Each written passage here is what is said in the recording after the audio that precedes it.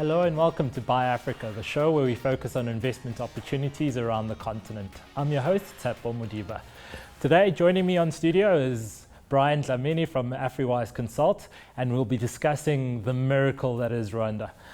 Brian, we were discussing a little bit earlier offline, this is probably one of the globe's miracles in terms of economic performance and how well this economy has done. Yeah. I think it's actually a good time to chat about Rwanda right now when we look at the commodity price cycle. Yes. The country is not resource rich, isn't it? And a lot of African countries are now experiencing problems with their economies. And Rwanda, on the other hand, not quite. 47% of that economy is services based. Yeah. We've seen quite a lot of activity, especially in the past year in terms of FDI. I mean, I was just looking at figures of British companies, 19 British companies that have investments of about $120 million into Rwanda, and that momentum is coming in, not on the back of resources. Yes. So, I mean, given that they're not resource rich or resource exporters, it means a lot of that will be input costs. And given that commodity prices and energy prices have been coming down, it's certainly beneficial for the economy. It definitely is beneficial for the economy. But I think what is very nice to see is, A, the regulatory environment is quite conducive. The country is ranked in the the World Bank's Ease of Doing Business Index, 32 out of 189 on the rankings. Which is phenomenal. Which is good. You've also got a focus by government into, let's call it, the services industry, and particularly the ICT sector over the past, say, couple of years. Now, that's why I say it's nice to see, because these are not necessarily dependent on commodity price movements. Sure. It's innovation, it's human capital, or let's call it the skills of people that go into it. And that's what's been nice to see out of an African country. Let's take a slight step backwards and really go back and see, when did this change or momentum start? What was really the drive of it? Was it policy? Was it businesses coming out and pushing government a certain direction? Well, first and foremost, you must have a conducive environment to do business. We've already mentioned the ease of doing business. Right. First of all, so the stage was and set. Is that improving? Yes. So that has been improving. In fact, I mean, it is known, I mean, as the number one in Africa. So that's now the good news story. Yep. The scene is set. Then secondly, you must also another element that has counted in its favor is political stability in the relative, measure. When we look at Rwanda, excuse me, ever since the, old stories of the 1994 genocide, pretty much stable on that front, which is what investors like to see. Yep. Then third of all, like we've already said, in terms of regulatory environment is set, then policy. Government's key focus has been on energy, ICT, and transport and logistics as key focus sectors. Of course, there's also been focus on agri-processing, which is a large employer in that country. It contributes about 14% of the makeup of GDP. So when we look at maybe the first three sectors that I mentioned, the scope, for growth is quite solid. Yeah. And businesses out of that economy have been able to benefit on this and use that as a launch pad, not just for expansion in Rwanda, but in the region, really. Yes. Let's look at, for instance, if we maybe just look at the three sectors and maybe kind of break it down. So we've seen, for instance, in the energy sector, quite a number of PPPs, public-private partnerships between German companies, UK-based companies, etc., looking at the Lake Kivu project. Yes. Now, if you look at that, we've seen an enormous amount of investment into that. In fact, I mean, to exploit those resources projects, people are talking of projects in the regions of $500 million. So that is very significant in this. If you look at it in the scheme that Rwanda is a small economy in East Africa. So when you talk about those numbers, it means a lot for the country.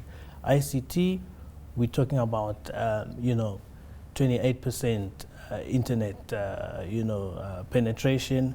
We're talking about 70% cell phone penetration, one of the highest, or rather one of the more pleasing numbers from an African country. So for ICT, definitely a good news story. Sure. And then for transport, we've seen highways being built, real tangible infrastructure being also, invested in. So we touched on a little bit of the good story, the progress, but there certainly is still scope for further growth for businesses in the region or in the country to benefit from improvements in infrastructure and improvements in ICT. You touched on a 28% internet penetration. That's great, but scope for better. There definitely is scope, to do better. And I think we must also remember that the scope for things to become better will also come on the back of government pushing the service delivery agenda, for instance, and using, technology to connect with the people, not only that, to deliver services. And also, government will be moving very quickly to acquaint itself with, let's call it, the regulatory environment of ICT. I know they've got an e-governance policy framework, for instance, one of the more progressive ones on the continent. So, yes, the push is definitely from the private sector, companies wanting to invest outside, but I think government has also helped efforts quite a bit in Rwanda. And in terms of, if we focus on the ICT sector, the nature of the competition there, are we seeing a lot of competition, or are companies still able to earn healthy returns in that market? Well, I mean, from figures that are like I was quoting with the penetration rates and so on, that definitely points to the fact that Rwanda is a conducive, or rather the ICT sector is conducive for growth generally, and definitely for multiple players to enter the market and try out their services or widgets. After all, we have said that the country is definitely a services-based economy. Now, okay, so the good news aside, what are the challenges? What are the hiccups? Where does the country need to go to take itself to the next level, so we can talk about it in the same bracket as the likes of Singapore? So, I mean, without obviously, getting ahead of ourselves, we must remember that quite a bit of the country, like I mentioned, is still, in the is still based on the agricultural sector, which is a huge employer.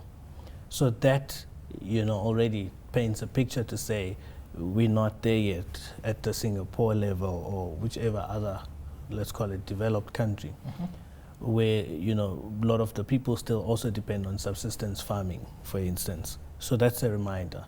Then the other issue to also remember is that there's also uncertainties with regards to the 2017 story that's going to happen with, the elections. Relatively, it's unknown what's going to happen. I think that is another issue. That's not to say, things will go pear-shaped. It's just the uncertainty. Sure. It does hamper, confidence to some extent.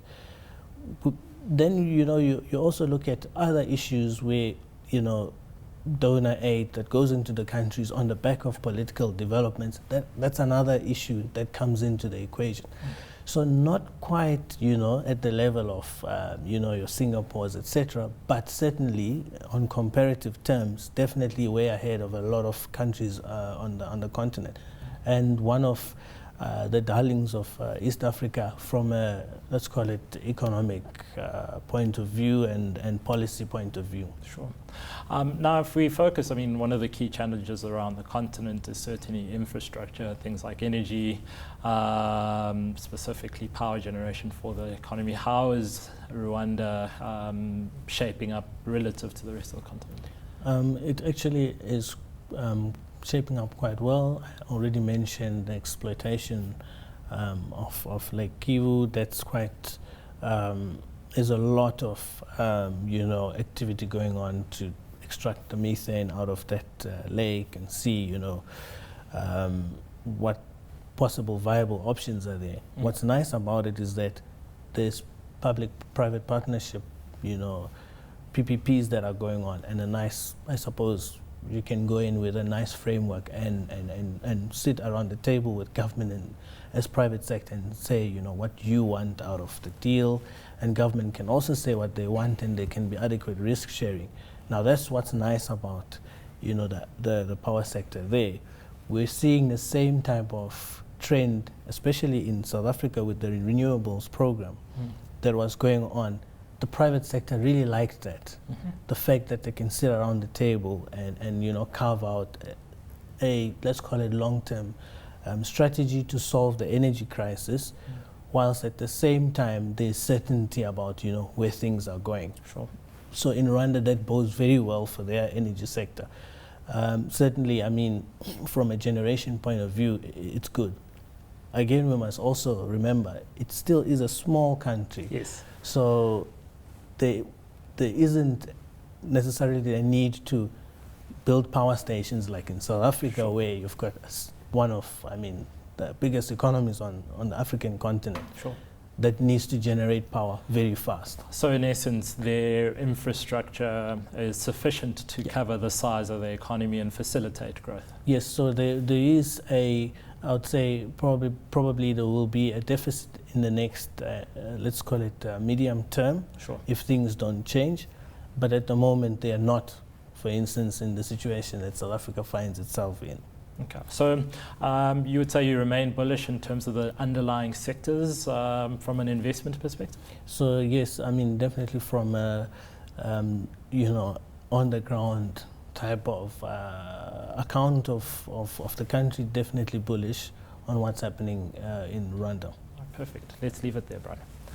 Thanks to my guest, Brian Dlamini from Afriwise Consult. That's all from Buy Africa this week. Remember to follow me on Twitter, that's @Modiba_Tshepo, and send us your thoughts about the show using the hashtag BuyAfrica. For myself and the team, goodbye.